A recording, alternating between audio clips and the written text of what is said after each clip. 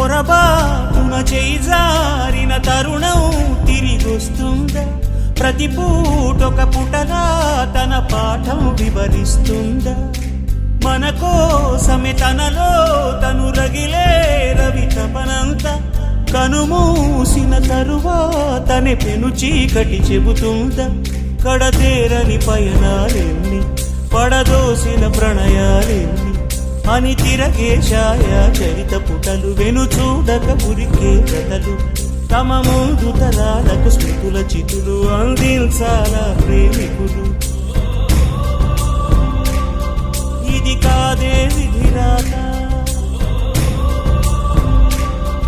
అనుకోదేం ఎదురీత.